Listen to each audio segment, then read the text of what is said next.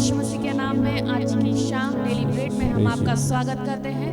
परमेश्वर भला है और हमारे जीवन में कई सारी भलाइयों को करता है, इसलिए उस परमेश्वर का हम शुक्रिया अदा करते हैं। वचन में लिखा है जो भलाइयाँ परमेश्वर हमारे लिए करता है वो हानि की नहीं वरन लाभ की होती है। प्रियो, इस समय में कई सारी परिस्थितियाँ हमारे विपरीत है, हम तकलीफ में होकर निकल रहे हैं, पर उस तकलीफ में भी परमेश्वर हमारे लिए कई सारी भलाइयों को कर रहा है। इसलिए उस परमेश्वर को हम धन्यवाद दें कि वो हमें हर परिस्थितियों में संभाल कर, हर परिस्थितियों से निकाल करके हमें आज के दिन को दिया, ताकि हम उसमें हम परमेश्वर को जय दे सके, उसकी महिमा कर सके। आइए हम प्रार्थना में जाएं, अपनी आंखों को बंद करें, सिरों को झुकाकर प्रार्थना में करें। प्रेमी दयालु अनुग्रहकारी पिता परमेश्वर, हम आपको धन्यवाद देते हैं आज के दिन के लिए खुदा कि तूने हमें जीवितों की भूमि में जीवित रखा खुदावन।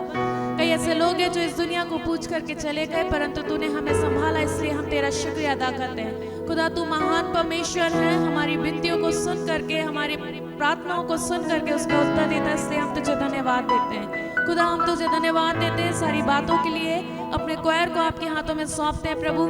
आज की आराधना में तेरे अभिषेक को मांग लेते हैं। तेरी सहमत प्रभु हमारे उससे हो करके प्रभु लोगों के बीच में पहुंचे खुदावन। प्रभु तेरा अनुग्रह हम अपने ऊपर मांग लेते हैं, तेरी सहमत हम अपने ऊपर मांग लेते हैं खुदावन। हमारा गीतों का गाना प्रभु जी, आराधना कराना तुझे भाई खुदावन। तेरी सहमत प्रभु हम में हो करके काम करे खुदा। आपके दास को प्रभु आपके हाथों में सौंपते हैं। जब वो वचन की मनादी करते हैं प्रभु, तो आपका अभिषेक उनके ऊपर से हो करके निकले प्रभु जी, और सुनने वाले कान आशीषित हो जाए प्रभु। अगर कोई बीमार है तो यीशु के नाम में वो चंगाई पाए प्रभु, उनके जीवन में छुटकारा हो, उनके जीवन में चंगाई हो प्रभु, और तेरी सामत प्रभु उनके जीवन में होने बन जाए खुदा। हम ऐसी तुझसे प्रार्थना करते हैं प्रभु। आगे की आराधना को आपके हाथों में देते हुए प्रार्थना मांगते हैं आपके बेटे प्रभु यीशु मसीह के नाम से, आमीन। आइए हम गीतों को गाएंगे। परमेश्वर हमारे लिए भले कामों को कर रहा है, और भले काम जब परमेश्वर हमारे लिए करता है तो हमें उससे धन्यवाद चढ़ाना है। मुक्ति का नायक वो जय हमें देता है।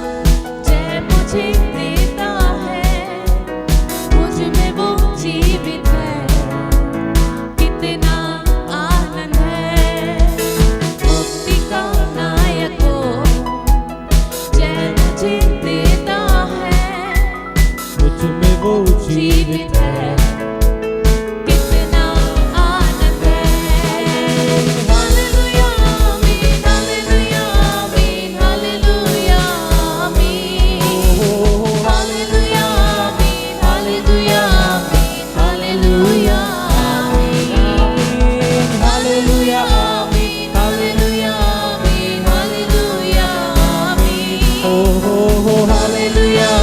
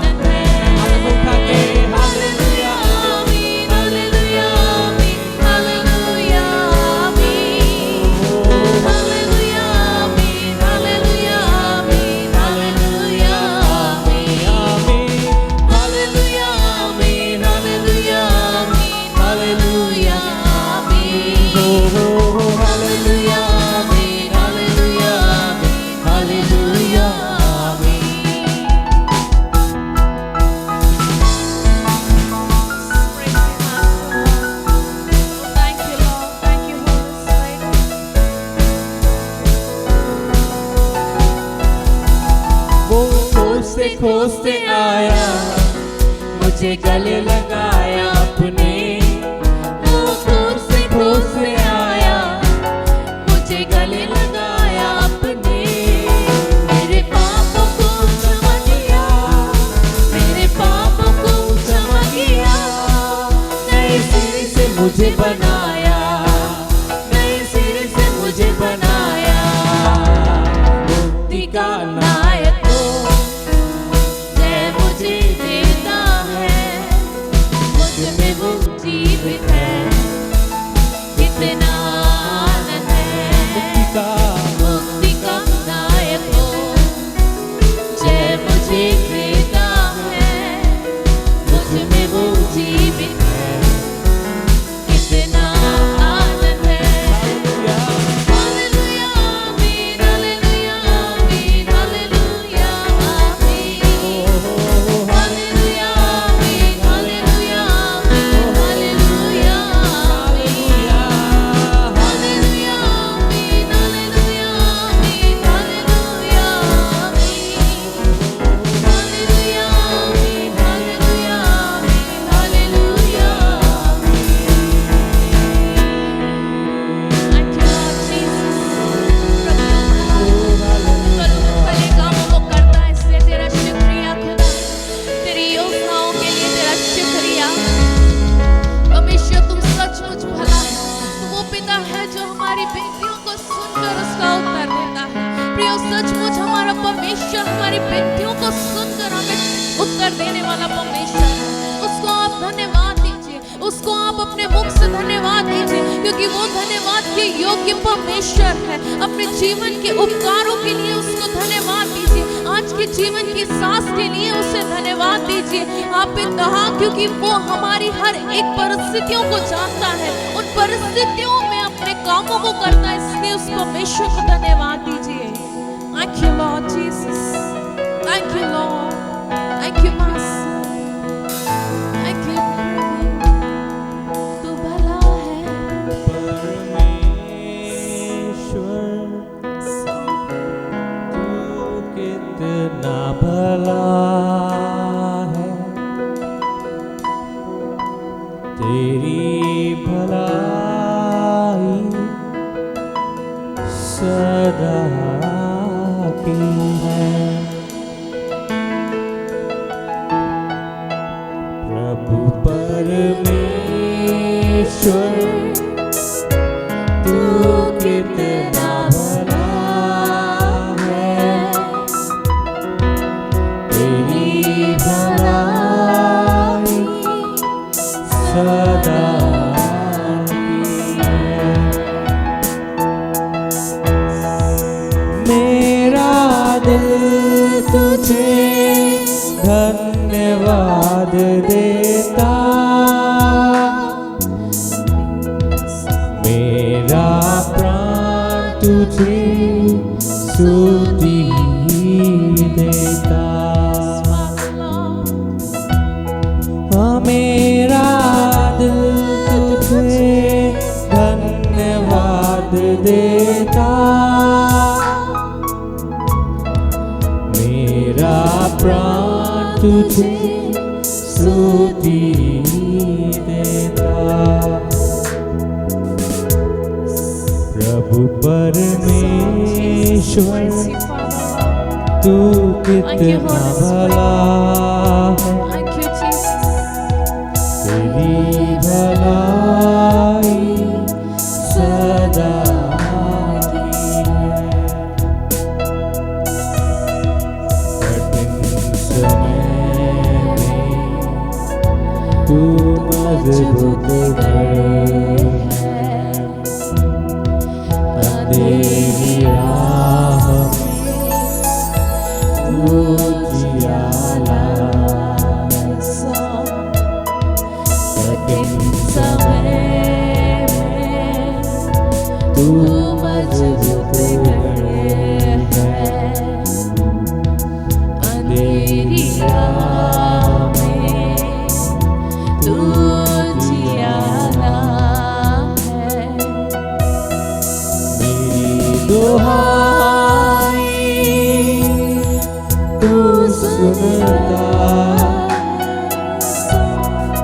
मेरा प्रभु कभी नहीं सोता, मेरी दुहाई तू सुनता, मेरा प्रभु कभी नहीं सोता, मेरा प्राण तुझे स्तुति देता, प्रभु परमेश्वर तू कितना भला है, तेरी भलाई सदा की है, परमेश्वर तू कितना भला है,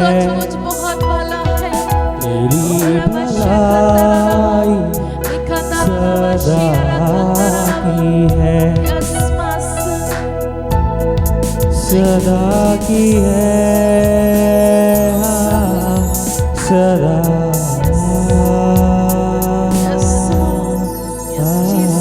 की है, सदा की है, यीशु सदा हमारे जीवन में भलाइयों को करता है, इसलिए तेरा शुक्रिया। तू भला है, तू भला है खुदा। हम तेरा शुक्रिया अदा करते खुदा, तेरी उन सारी भलाइयों के लिए हम तेरा शुक्रिया अदा करते हैं।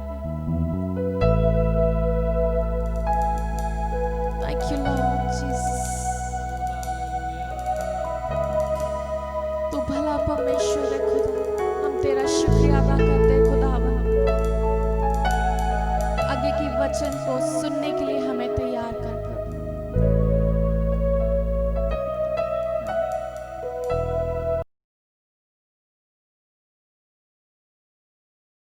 प्रभु को धन्यवाद, प्रभु की स्तुति और उसकी महिमा करते हैं। Mount Carmel church Ajmer YouTube channel से जुड़े हुए तमाम दर्शकों को आज की शाम डेली ब्रेड कार्यक्रम में हम आपका अभिनंदन करते हैं।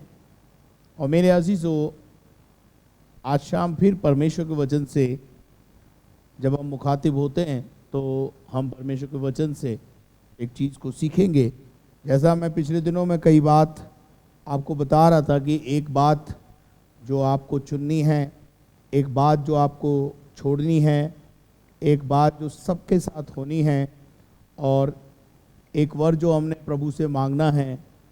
और आज शाम आपको एक और बात आपसे करना चाहता हूँ, जो बताना चाहता हूँ, जो परमेश्वर का वचन कहता है कि एक बात जो किसी से छुपी हुई नहीं रहनी चाहिए, वो हमें मिलती है परमेश्वर के वचन में से। दूसरा पत्रस 3 अध्याय उसके 8 पद से 10 पद तक अगर हम पढ़ेंगे तो वहाँ पर हमको पत्रस अपनी पत्री में परमेश्वर के वचन को लिखते समय इस बात को बता रहा है। हम पढ़ेंगे और उस पर विचार करेंगे। हे प्रियो, ये बात तुमसे छिपी न रहे। हाँ, यहाँ पर हम देखते हैं कि पत्रस ऐसा बोलता है, एक बात है जो किसी से छिपी भी नहीं रहनी चाहिए। इसका अर्थ यह है, जो दुनिया में इंसान हैं उन सब पर यह बात उजागर होनी चाहिए, प्रकट होनी चाहिए, या उस बात को हर व्यक्ति को जान लेना चाहिए। ऐसी बहुत सारी बातें हैं जो हमें जान लेना बहुत ज़रूरी होता है। और यहाँ पर वो बोलता है कि एक बात तुमसे हर एक से छुपी नहीं रहनी चाहिए। और वो बात क्या है, पढ़िए। हे प्रियो, हाँ। ये बात तुमसे छिपी न रहे कि प्रभु के यहाँ एक दिन 1000 वर्ष के बराबर है। प्रभु के यहाँ एक दिन 1000 वर्ष के बराबर है, और 1000 वर्ष एक दिन के बराबर है। 1000 साल जो है वो एक दिन के बराबर है। यानी पृथ्वी पर जो 1000 साल है वो परमेश्वर के यहाँ पर केवल एक दिन में काउंट होता है। ये स्थिति है। और ये एक भेद है जिसको मुझे और आपको समझना बहुत ज़रूरी है। एक दिन 1000 वर्ष के बराबर है और 1000 दिन 1000 वर्ष एक दिन के बराबर है। ये एक लंबी चौड़ी गणित है जिसको मुझे और आपको समझना है। खैर, बात ये नहीं है कि हमें ये बात इस कैलकुलेशन में उलझना है, लेकिन उसके आगे एक और महत्वपूर्ण बात है, उसको हम जानेंगे, वो जानना बहुत जरूरी है। पढ़िए। प्रभु अपनी प्रतिज्ञा के विषय में देर नहीं करता। प्रभु अपनी प्रतिज्ञा के विषय में देर नहीं करता। अब यहां जो प्रतिज्ञा है वो कौन सी प्रतिज्ञा है या कौन सा वायदा है जो प्रभु ने किया है?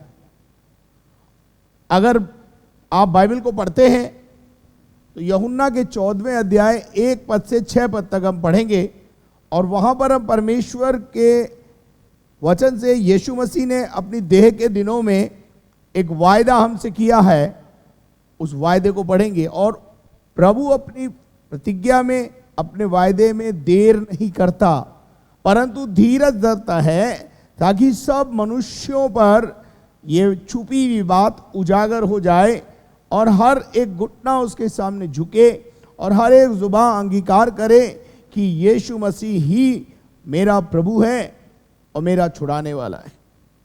और यहां पर हम देखते हैं यीशु ने कहा, तुम्हारा मन, पढ़िए ब्रदर, तुम्हारा मन व्याकुल ना हो, हाँ, परमेश्वर पर विश्वास रखो। तुम परमेश्वर पर विश्वास रखते हो और मुझ पर भी विश्वास रखो। यीशु कहता है तुम परमेश्वर पर भरोसा करते हो, मुझ पर भी भरोसा करो। मेरे पिता के घर में बहुत से रहने के स्थान हैं। अब यहां पर एक भेद की बात कह रहा है यीशु मसीह कि मेरे पिता के घर में रहने के लिए बहुत सारा स्थान है। यदि ना होते तो मैं तुमसे कह देता। यदि नहीं होता तो मैं तुमसे कह देता, क्योंकि मैं तुम्हारे लिए जगह तैयार करने जाता हूं। अब देखिए यहां पर यीशु मसीह जो एक बात बोल रहा है कि मैं जाता हूं, इसका मतलब क्या है? यीशु मसीह इस धरती पे से अपने उठाए जाने के बारे में बात कर रहे हैं, लेकिन साथ में वो एक और बात यहां पर बोल रहे हैं, पढ़िएगा। और यदि मैं जाकर तुम्हारे लिए जगह तैयार करूं, यदि मैं जाऊंगा और तुम्हारे लिए, तुम्हारे रहने के लिए स्थान को तैयार करूंगा, तो फिर आकर तुम्हें अपने यहां ले जाऊंगा। हाँ, यहां जो शब्द आया है फिर आकर, इसका मतलब यह है यीशु मसीह की सेकंड कमिंग, यीशु मसीह के दूसरे आगमन के बारे में बात हो रही है। Jesus is coming again. आने वाले दिनों में यीशु मसीह दोबारा आने वाला है। यह एक भेद की बात, यह एक प्रतिज्ञा या एक वायदा परमेश्वर का हमें यहां पर यीशु मसीह में दिखाई दे रहा है कि जिस यीशु मसीह को मैंने और आपने धरती पर, हमारे पूर्वजों ने धरती पर देखा, वो कह रहा है कि मैं जाऊंगा, स्वर्ग जाऊंगा और स्वर्ग से वापस आऊंगा और तुम्हें अपने साथ ले जाऊंगा ताकि जहां मैं रहता हूं वहां तुम भी रहो। मेरे अजीजों, पिछले दिनों में मैंने बताया था कि ये दुनिया हमारा असली वतन नहीं है। एक दिन हमें मरना है और उसके बाद न्याय के सिंहासन के सामने खड़ा होना है। वो सब बातें आपने सुनी हैं, लेकिन आज एक भेद की बात बता रहा हूं, विशेष तौर से हमारे भाई बहन जो बाइबल नहीं पढ़ते और इस डेली ब्रेड कार्यक्रम को आज देख रहे हैं। एक मिस्ट्री, एक भेद आपके सामने मैं खोल रहा हूं, जिसे शायद आपको नहीं पता होगा कि जिस यीशु मसीह को आज से 2000 साल पहले परमेश्वर ने इस धरती पर भेजा, वो हमारे लिए मारा गया, गाड़ा गया, मुर्दों में से जी उठा, 40 दिन 40 रात लोगों को दिखाई देता रहा। उस यीशु मसीह ने अपनी देह के दिनों में एक बार नहीं तो कई बार अपने दूसरे आगमन के बारे में बोला है। अगर आप लूका रचित सुसमाचार उसका 17वां अध्याय पढ़ेंगे तो वहां पर चेलों ने यीशु मसीह से पूछा कि यीशु मसीह तेरे दूसरे आगमन का क्या चिन्ह होगा? तो अब यीशु मसीह ने वहां पर बहुत सारी बातें बोली कि लोग जैसे नूह के दिनों में और जैसे लूत के दिनों में पेड़ लगाते थे वैसे पेड़ लगाते होंगे, घर बनाते होंगे, आपस में लेन देन बढ़ जाएगा, शादी ब्याह हो रहे होंगे, मकान बना रहे होंगे। मेरे अजीजों, आज सारे चिन्ह यीशु मसीह के दूसरे आगमन के इस धरती पर पूरे होते हुए हमें दिखाई दे रहे हैं। यीशु ने कहा, मैं वो समय आपको नहीं बता सकता, क्योंकि ये समय दोबारा मेरे आने का जो समय है वो मेरे हाथ में नहीं है, मेरे पिता के हाथ में है। और पिता ही जानता है कि यीशु मसीह का दूसरा आगमन कब होगा। यीशु मसीह कहता है वो भी उसने मुझ पर उस बात को प्रकट नहीं किया है, लेकिन यीशु मसीह ने हमसे कहा मेरे आगमन से पहले ये चिन्ह होंगे, ये चमत्कार होंगे। इस प्रकार से मत्ती 24 अध्याय में भी यीशु मसीह ने इन बातों को दूसरे आगमन के बारे में प्रकट किया है। यूहन्ना 14 अध्याय में भी हमने अभी इसको देखा, और लूका 17 में भी आप यीशु मसीह के दूसरे आगमन को देख सकते हैं, और भी बहुत सारी पत्रियों में आपको यीशु मसीह के दूसरे आगमन के बारे में पता चलता है। इसलिए पत्रस अपनी पत्री में लिखते हुए इस बात को कह रहा है कि ये बात तुमसे छुपी ना रहे। आगे बढ़ेंगे, दूसरा पत्रस 2 हे अध्याय। प्रियो, हाँ, ये बात तुमसे छिपी न रहे हाँ, कि प्रभु के यहाँ एक दिन 1000 वर्ष के बराबर है, आगे, और 1000 वर्ष एक दिन के बराबर है। आगे। प्रभु अपनी प्रतिज्ञा के विषय में देर नहीं करता। हाँ, बहुत सारे लोग सोच रहे हैं यीशु मसीह शायद सेकंड कमिंग के बारे में भूल गया है, पर वहां पर पत्रस कहता है जैसी देर कितने लोग समझते हैं, जैसे देर कुछ लोग समझते हैं, हाँ, पर तुम्हारे विषय में धीरज धरता है। यीशु मसीह और परमेश्वर तुम्हारे विषय में धीरज धरे हुए हैं। क्यों धीरज धरे हुए हैं? और नहीं चाहता, क्योंकि दुल्हन तैयार नहीं हो पाई है, क्योंकि ये भेद अभी संपूर्ण मानव जाति पर प्रकट नहीं हुआ है कि एक राजा यीशु मसीह न्याय के सिंहासन पर विराजमान होकर दोबारा हमें लेने आने वाला है। Hallelujah. We are talking about the second coming of Jesus Christ. Yeshu Masih के दूसरे आगमन के बारे में हम बातें कर रहे हैं आज, और प्रभु का वचन पत्रस के माध्यम से कहता है ये बात तुमसे छुपी नहीं रहनी चाहिए।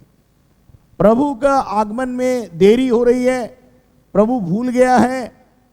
प्रभु अपने वायदे से कभी मुकरता नहीं है, परंतु प्रभु हमारे विषय में धीरज धरा हुआ है।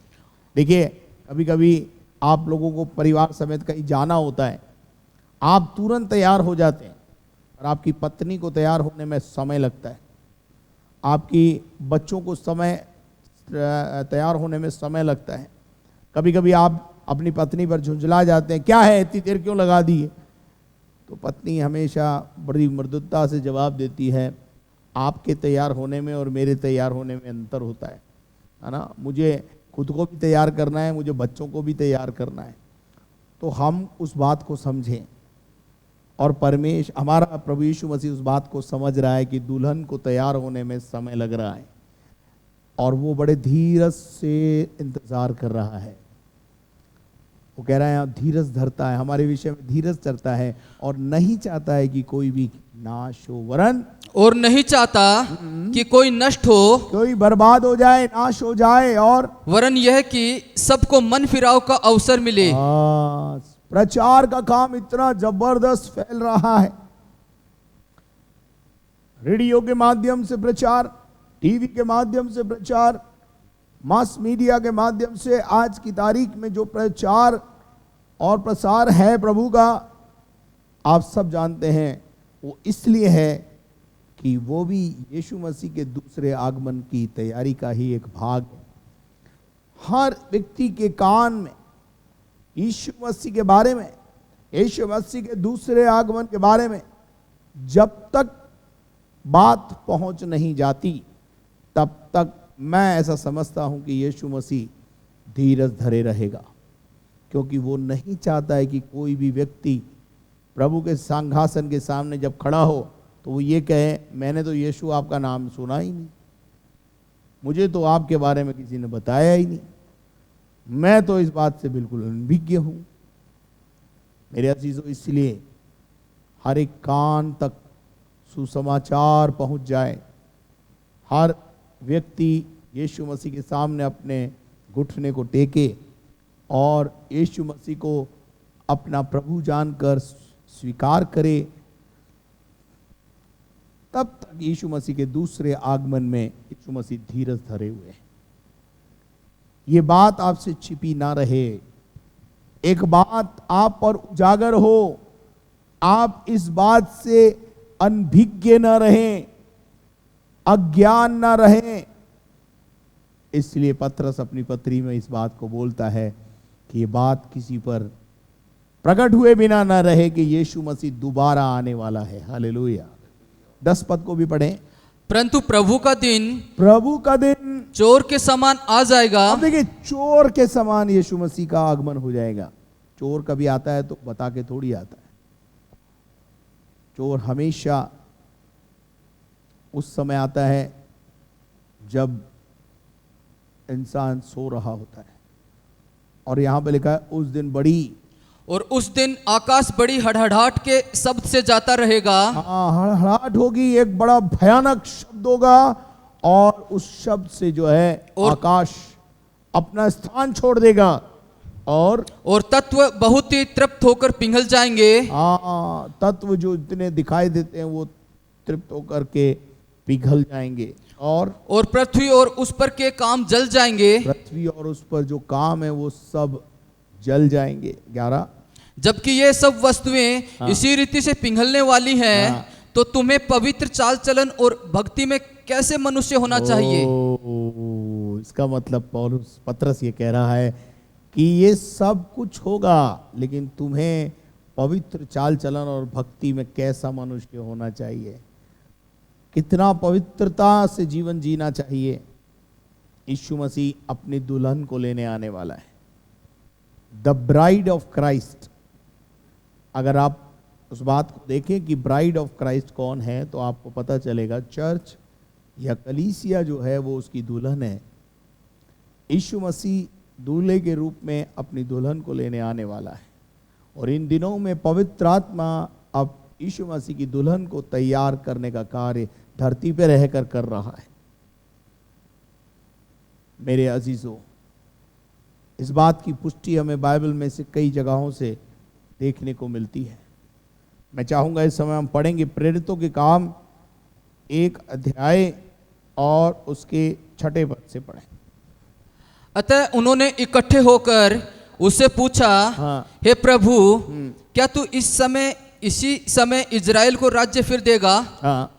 उसने उनसे कहा, उन समयों या कालों को जानना जिनको पिता ने अपने ही अधिकार में रखा है तुम्हारा काम नहीं। चेलों ने कोई प्रश्न पूछा तो प्रभु ने उसका उत्तर दिया, समयों या कालों को जानना जिनको पिता ने अपने अधिकार में रखा है, ये तुम्हारा काम नहीं है। तुम्हें जो काम करना है, वो क्या काम करना है वो बताया यीशु मसीह ने। 8वें पद में पढ़िए। परंतु जब पवित्र आत्मा तुम पर आएगा, जब पवित्र आत्मा तुम पर आएगा, तब तुम सामर्थ पाओगे, तब तुम सामर्थ पाओगे, और यरूशलेम और सारे यहूदिया और सामरिया में और पृथ्वी के छोर तक मेरे गवाह होगे। हालेलुया। और यह कहकर वह उनके देखते देखते ऊपर उठा लिया गया। देखिए, यहां पर यीशु मसीह जब देह में था, यीशु मसीह बड़ा हुआ, 30 साल की अवस्था में उसने अपनी सेवा को शुरू किया। 33 वर्ष तक वो अपनी सेवा को 3 साल तक धरती पर करता रहा। लोगों ने उसे पकड़ा, क्रूस पर चढ़ा दिया। क्रूस पर चढ़ाने से पहले उसके कोड़े मारे गए, क्रूस के ऊपर उसका बलिदान हो गया, वो मारा गया, वो गाड़ा गया, वो तीसरे दिन मुर्दों में से जी उठा। 40 दिन और 40 रात उसने ना केवल अपने चेलों पर अपने आप को प्रकट किया, परंतु उस जमाने की आम जनता पर उसने अपने आप को प्रकट किया। हाथ में जो कीलों के घाव थे, पाँव में जो कीलों के घाव थे उनको लिए फिरा और लोगों को दिखाता रहा कि जिससे तुमने क्रूस पे चढ़ा दिया था उसे पिता परमेश्वर ने मुर्दों में से जिलाकर यह प्रकट कर दिया कि मैं परमेश्वर का पुत्र हूं। आपको पता है क्रूस पर जब यीशु मसीह ने अपना प्राण दिया तो सूरज थम गया, आंधी आई, बड़ा भयानक तूफान आया, सृष्टि डोल गई। सृष्टि ने अपना मुंह छुपा लिया क्योंकि सृष्टिकर्ता को इस हालात में देखकर, और पता है आपको वहां नीचे खड़े हुए महायाजकों ने क्या कहा? जब इस सारा नजारा देखा तो उन्होंने कहा यह सचमुच परमेश्वर का पुत्र है। चढ़ाया क्यों था क्रूस पे? इसी आरोप में चढ़ाया था कि ये अपने आप को परमेश्वर का बेटा कहता है, परमेश्वर का पुत्र कहता है, ईश निंदा करता है। बट गॉड प्रूव, परमेश्वर ने प्रूव किया और उस महायाजक के मुंह से यह बात निकली, सचमुच ये परमेश्वर का बेटा है। मेरे अजीजों, यहां पर वो देखते देखते ऊपर उठा लिया गया।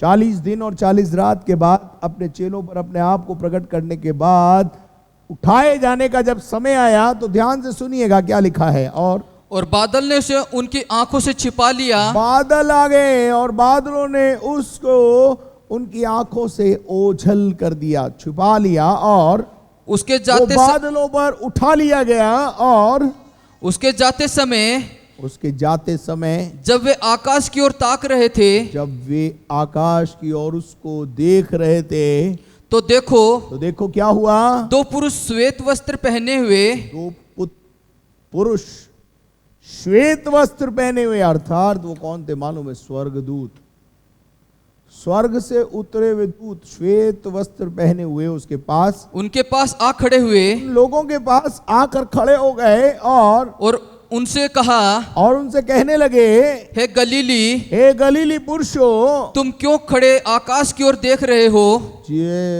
तुम क्यों उस आकाश की ओर टकटकी लगाकर देख रहे हो? यही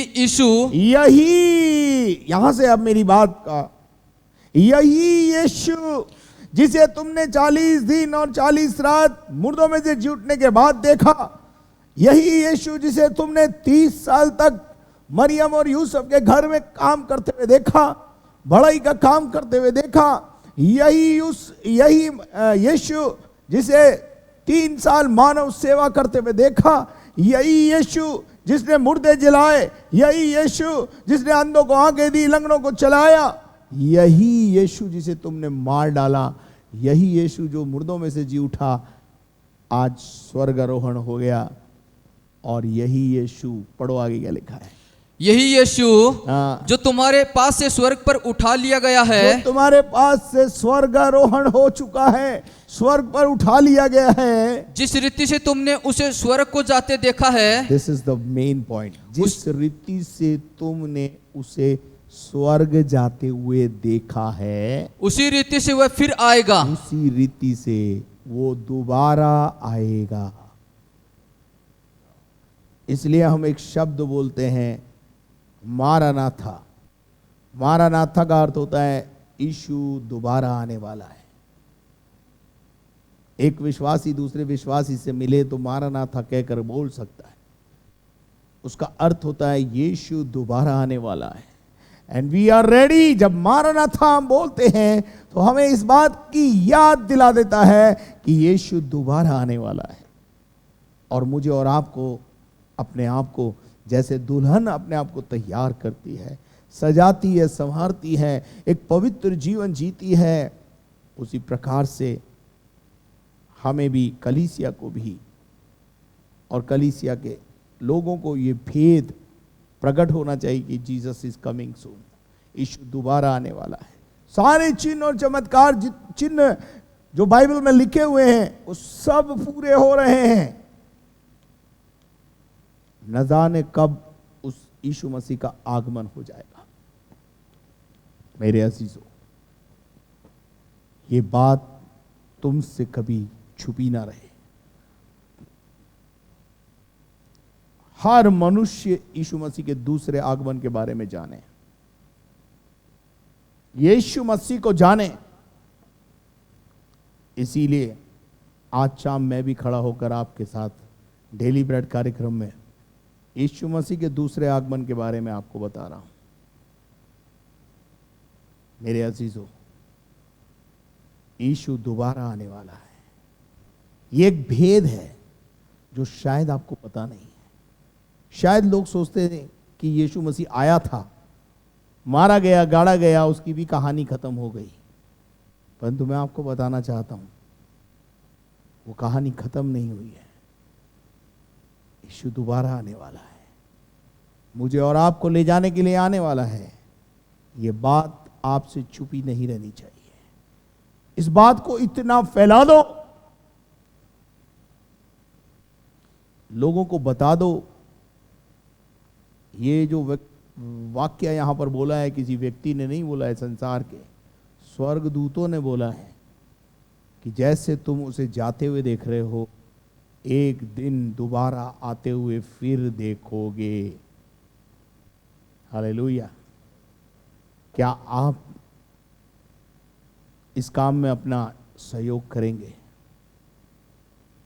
यीशु मसीह के दूसरे आगमन के बारे में हर व्यक्ति तक सुसमाचार पहुंचना बहुत जरूरी है। यीशु तक ये बातें पहुंचना बहुत जरूरी है। यीशु की ये बात लोगों तक पहुंचना बहुत जरूरी है। हालेलुया। क्या आप मेरे साथ हैं? मेरे अजीजों, यहां पर ये बात खत्म नहीं हो जाती, लेकिन एक जगह से मैं आपको पढ़ाना चाहता हूं ताकि आपको ये बात मालूम पड़े। निकालेंगे हम थिस्सलुनीकियों की पत्री, पहला थिस्सलुनीकियों और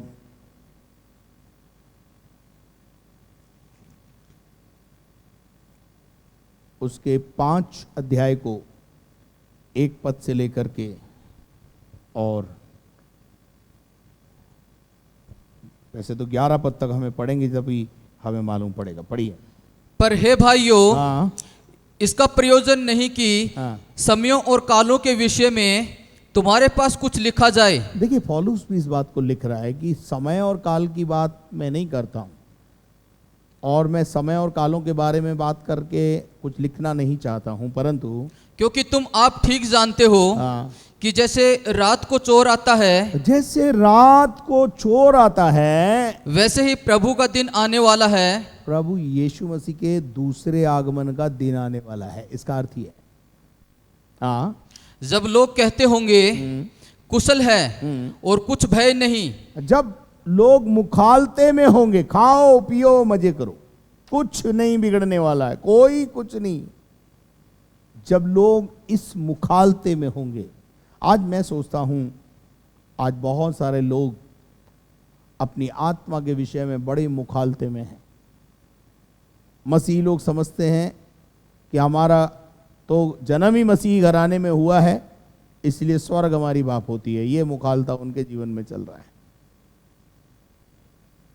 मेरे अजीजों, डॉक्टर के घर में पैदा हो जाने से उसका बेटा डॉक्टर नहीं बन जाता है, उसको उसके प्रोसेस में से होकर जाना पड़ता है, उसको पढ़ाई करनी पड़ती है, MBBS की डिग्री और उसके बाद भी कुछ डिग्रियां हासिल करनी पड़ती हैं, तब जा कर के वो मेडिकल डॉक्टर बनता है। इसी प्रकार से ईसाई खानदान में, मसीही खानदान में पैदा हो जाने से हम मसीही नहीं बन जाते या स्वर्ग के बासिंदे नहीं बन जाएंगे। उस प्रोसेस को हमें पूरा करना होगा, हमें पश्चाताप के प्रोसेस को करना होगा, हमें जल संस्कार के प्रोसेस को पूरा करना होगा, हमें उद्धार के प्रोसेस में आना होगा, मन फिराव के प्रोसेस में जाना पड़ेगा, चाहे आप किसी भी जाति, भाषा या वर्ग लोग क्यों ना हो। बस आपको एक पश्चाताप की जरूरत है। जो पश्चाताप करेगा, जो दूसरे जन्म के अनुभव में जाएगा, नए जन्म के अनुभव में जाएगा, वो दूसरी मृत्यु से बच जाएगा। यहां पर लोग कह रहे हैं कि जब लोग ये कहते होंगे कि कुशल है और कुछ भय नहीं, और तो उन पर एकाएक विनाश आ पड़ेगा, एक का एक विनाश आ पड़ेगा। अब मैं आपसे पूछना चाहता हूं, आपको पता था क्या कोरोना आ रहा है? मेरी इस उम्र तक मैंने ऐसी महामारी नहीं देखी।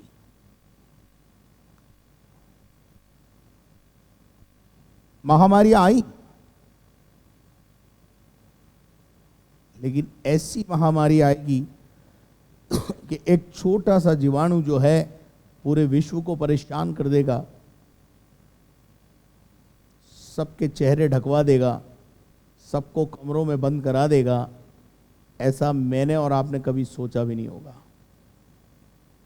बहुत सारी विपत्तियां अचानक आज की तारीख में आकर, आज सुबह का अखबार आपने पढ़ा, लेबनान जो जगह है किस प्रकार से पूरा शहर बर्बाद हो गया।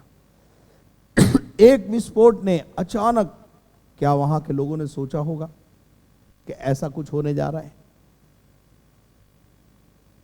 अचानक ऐसे ही एक विनाश आपकी और मेरी जिंदगी में, इस संसार पर आ पड़ेगा। और जिस प्रकार गर्भवती पर पीड़ा, जिस प्रकार गर्भवती पर पीड़ा आती है और वे किसी रीति से न बचेंगे, वे किसी रीति से, और वे किसी रीति से बचेंगे।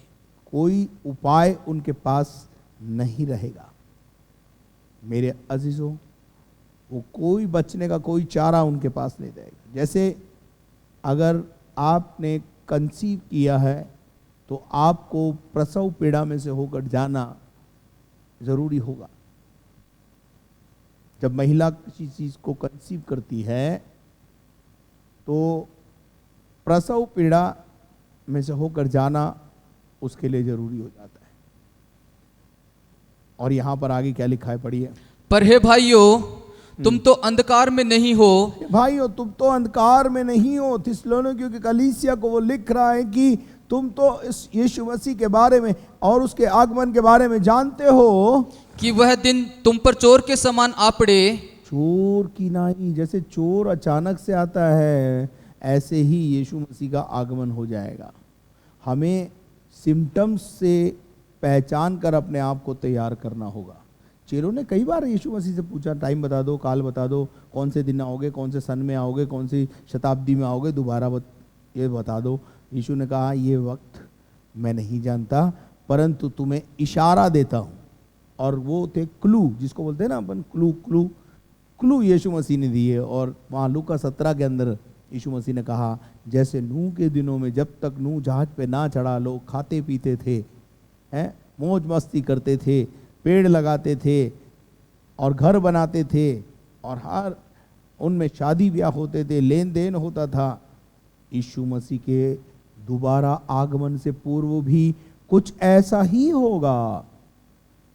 आज की तारीख में अपनी नजर उठाकर देखो, हर तरफ कंस्ट्रक्शन चल रहा है, हर तरफ मकान बनते दिखाई दे रहे हैं।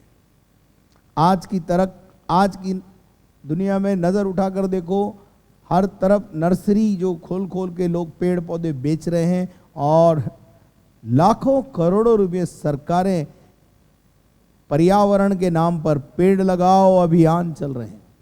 क्या है? आपको समझ में आ रहा है क्या? नहीं आ रहा है तो मैं समझाता हूं। ये यीशु मसीह के दोबारा आगमन का निकट होना एक चिन्ह है। ये घर बना रहे हैं लोग, पेड़ लगा रहे हैं लोग, उसमें लिखा है लेन देन बढ़ जाएगा। आज की तारीख में आपको कार चाहिए, फोन कर दीजिए, बस घर बैठे फाइनेंसर भी आ जाएगा। कितना बढ़ गया है लेन देन। एक देश दूसरे देश को कितना रुपया उधार दे रहा है, करोड़ों अरबों रुपयों में, अरबों में चल रहे, खरबों में पैसा इधर उधर हो रहा है। क्या है ये यीशु मसीह के दूसरे आगमन के चिन्ह हैं। तो अब क्या करना है? एक बहुत पुराना गीत है, जब देखो निशानात भाइयों सब जग जाओ, कुपियों में तुम तेल भरो मशाले लो तैयार, संभाल। कुपियों में तुम तेल भरो मशाले लो संभाल, जब देखो निशानात भाइयों सब जग जाओ, कुपियों में तुम तेल भरो मशाले लो संभाल। यानी तुम सब अपनी अपनी कुपियों में, जब तुम निशानात पूरे होते हुए देखते हो, जब तुम इन चिन्हों को पूरा होते हुए देख रहे हो, तो अपने जीवन के अंदर अपनी कुपियों में तेल भर लो। क्योंकि जिसकी कुपियों में तेल होगा, एक्स्ट्रा ऑयल उनके पास था 5 कुंवारियों के पास, वही अंदर गई। क्योंकि यीशु मसीह के आगमन में देरी हो और तुम्हारी बत्ती टिम टिम करके बुझ जाएगी तो कुछ फायदा नहीं होगा। इसलिए अपने आप को संभालो, तैयार करो यीशु मसीह के दूसरे आगमन के लिए।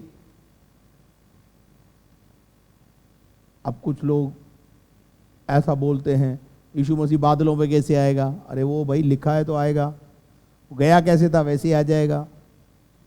तुमको क्या प्रॉब्लम है? यीशु मसीह बादलों पर आएगा नहीं आएगा, इस बात को लेकर के 3000 मिशन खड़े हो गए।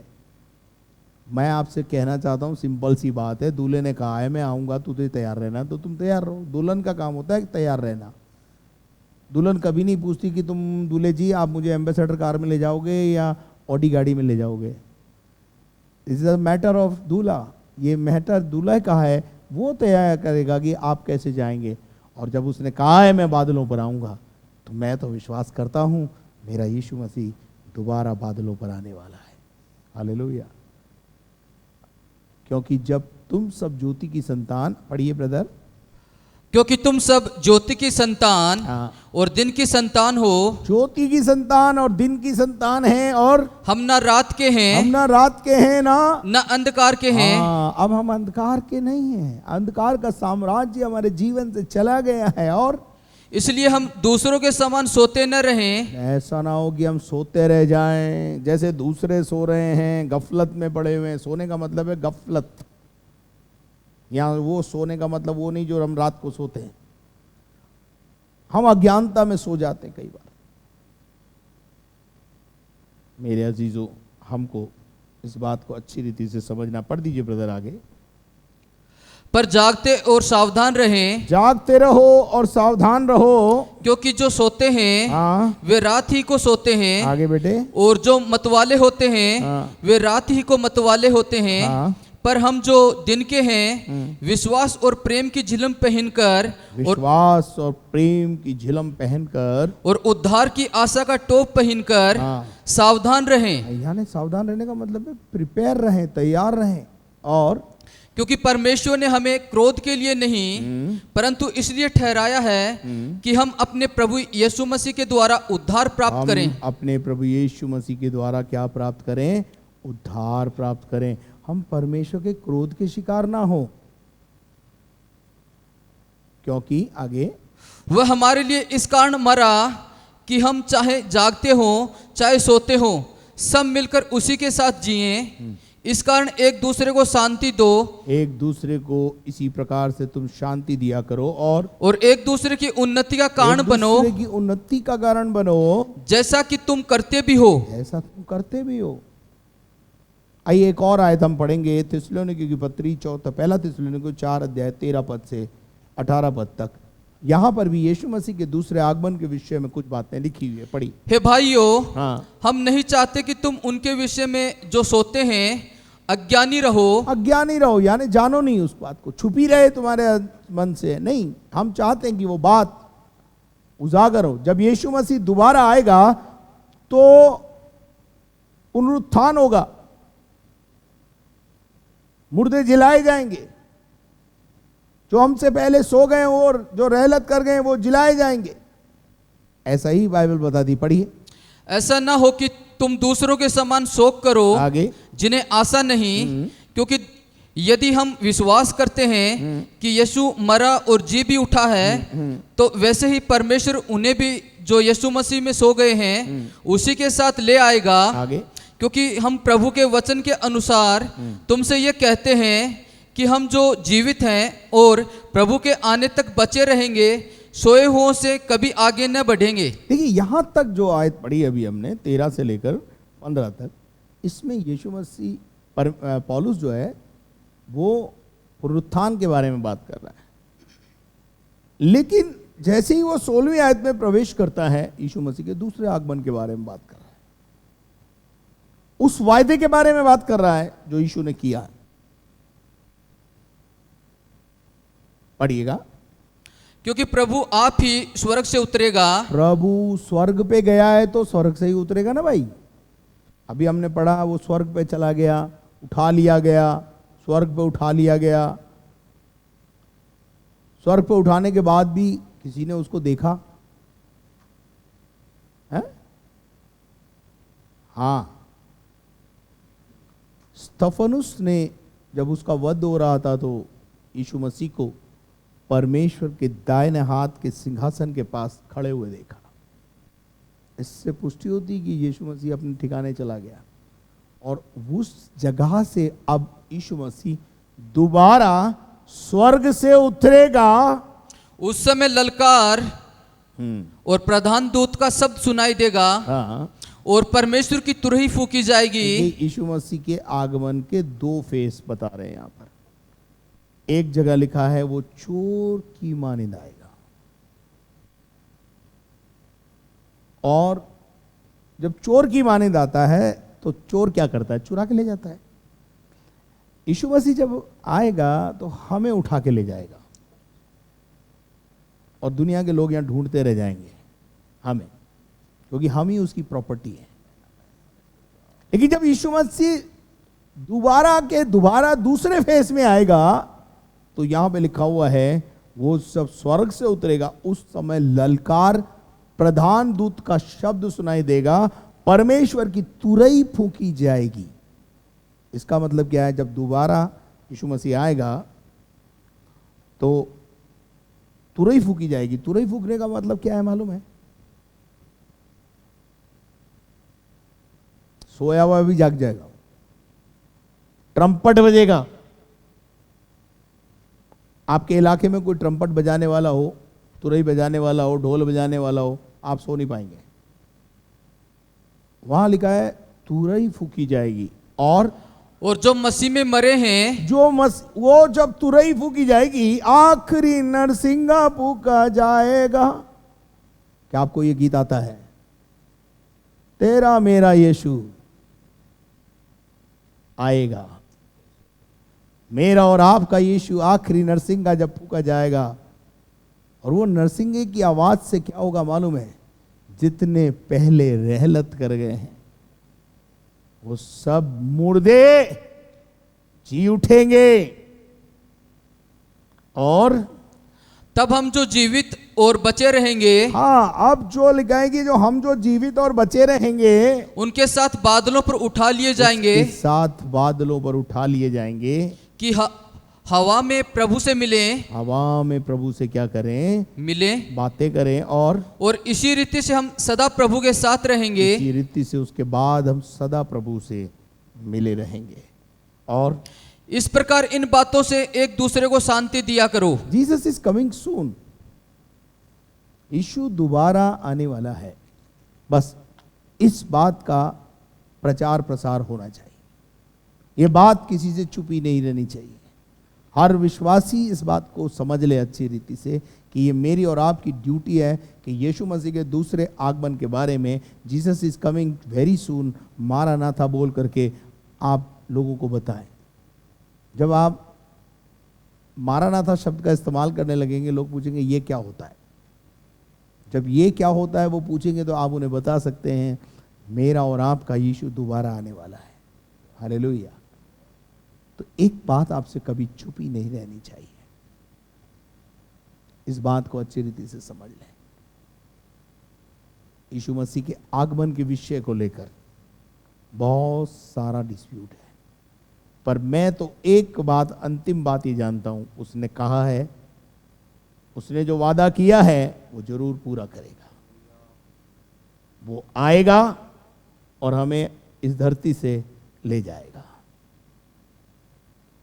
सो गए हम उससे पहले, उसके आगमन से पहले, तो तुरही फूकेगा, मुर्दे उठा दिए जाएंगे, जला दिए जाएंगे। इस बातों से एक दूसरे को शांति दिया करो। हालेलुया। कितनी बढ़िया बात है कि हम जो मर जाएंगे या रहलत कर जाएंगे वो भी जलाए जाएंगे। यीशु दोबारा आने वाला है, ये बात किसी से छुपी ना रहे। हालेलुया। और उसके बाद 1000 साल तक, अनंत काल तक, इसका अर्थ यह है अनंत काल तक हम यीशु मसीह के साथ, क्योंकि वहां का 1000 दिन, 1000 साल, पढ़ दीजिए उस आयत को, वापस पढ़े। हे प्रियो, ये बात तुमसे छिपी न रहे कि प्रभु के यहाँ एक दिन 1000 वर्ष के बराबर है। एक दिन 1000 वर्ष के, हमारे यहाँ के 1000 वर्ष, वहां का एक दिन, और यहाँ का 1000 वर्ष, पढ़िए। और 1000 वर्ष एक दिन के बराबर है। वहां एक दिन के बराबर है। हालेलुया। अब 1000 साल तक हम राज्य करेंगे, तो आप काउंट कर लीजिए क्या स्थिति होगी। तो इस बात से एक ही बात जानते हैं हम कि हमें अनंत जीवन मिलेगा, हम अनंत काल तक उसके साथ रहेंगे। हालेलुया। सो ये बात आपसे छिपी न रहे, आप सब पर प्रकट हो, और मैंने भी कोशिश की है कि आप पर प्रकट की है। यीशु दोबारा आने वाला है, केवल अपने आप को तैयार रखें, कंट्रोवर्सी में ना फंसे। वो कैसे आएगा, कब आएगा, ये होगा, वो होगा, हमें इससे कोई मतलब नहीं है। हमें इस बात से मतलब है, उसने वादा किया है, आएगा तो आएगा, ले जाएगा तो ले जाएगा। हालेलुया। आइए अपनी आंखों को बंद करें, प्रार्थना करें। हमारे जीवित और महान परमेश्वर, तेरे पुत्र यीशु मसीह के द्वारा तेरे पास आते हैं। तेरा धन्यवाद, तेरी स्तुति, तारीफ, महिमा, प्रशंसा करते हैं सुंदर समय के लिए। तूने आज शाम इस डेली ब्रेड कार्यक्रम में यीशु मसीह के दूसरे आगमन के बारे में लोगों को बताने के लिए, ये बात लोगों पर उजागर हो, छिपी ना रहे कि यीशु दोबारा आने वाला है।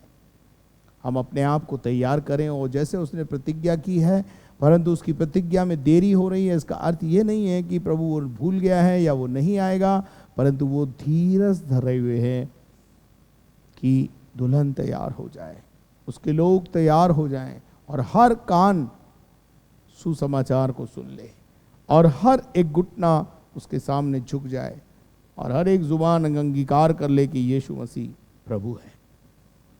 प्यारे परमेश्वर, ऐसा होने में तो हमारी सहायता और मदद कर। तेरे दूसरे आगमन के लिए हमें तैयार। पिता परमेश्वर, आज जिनके जन्मदिन है और आज जिनके मैरिज एनिवर्सरी हैं, और यदि हम में से कोई बीमार है तो हम उसकी चंगाई और छुटकारे की घोषणा करते हैं। प्यारे परमेश्वर, हम प्रार्थना करते हैं इस समय बहन प्रेमलता मिश्रा के लिए, जो अस्पताल में भर्ती हैं, उसका चंगाई तेरी ओर से मांगते हैं प्रभु जी। उसको दिव्य चंगाई प्रदान कर। बहन हेमा बच्चानी को चंगाई प्रदान कर। यदि और भी कोई बीमार है जिनको हमारी प्रार्थनाओं की ज़रूरत है, उनको हम यीशु के नाम में आशीष कहते हैं। आमीन। और अब हमारे खुदावंद यीशु मसीह का फजल, खुदा बाप की मोहब्बत, पाक रूह की रिफाकत और शराकत अब से लेकर हमेशा तक हम सबों के साथ होती रहे, और हम सब बोले आमीन। हालेलुया। डेली ब्रेड कार्यक्रम के तमाम सुनने वाले श्रोताओं को यीशु मसीह के नाम से मैं आशीष कहता हूं, और धन्यवाद देता हूं कि आप हमारे कार्यक्रम को सुन रहे हैं, सराह रहे हैं। यदि आपने हमारे चैनल को सब्सक्राइब नहीं किया तो प्लीज़ उसे सब्सक्राइब करें, बेल आइकॉन को दबाएं ताकि नोटिफिकेशंस आपके पास आ सकें। और साथ में यदि आप अपने प्रार्थना के निवेदन हमें भेजना चाहते हैं, हमारे मोबाइल नंबर, प्रार्थना टावर के मोबाइल नंबर आपके स्क्रीन पर हैं। और यदि आप हमारे बारे में अधिक जानकारी प्राप्त करना चाहते हैं तो हमारी वेबसाइट खोल के आप देख सकते हैं। और यदि आप आशीष पा रहे हैं तो हमें आपके आर्थिक सहयोग की ज़रूरत है, ताकि इस कलीसिया के कार्यों को, और ये जो डेली ब्रेड कार्यक्रम का ब्रॉडकास्टिंग कार्यक्रम है, इसके कार्य को सुचारू रूप से किया जा सके। इसके पीछे बड़ी टीम लगी होती है, एक मेहनत है, और प्रतिदिन यहाँ लोग आकर के इस कार्यक्रम को साथ देते हैं, कार्यक्रम को प्रसारित करने में आपके लिए, ताकि आप उससे आशीष पाएँ। Thank you and may God bless you. कल शाम 6 बजे फिर आपके साथ शिरकत हासिल करेंगे डेली ब्रेड कार्यक्रम में। तब तक अपने घर में रहिए और सुरक्षित रहिए। धन्यवाद।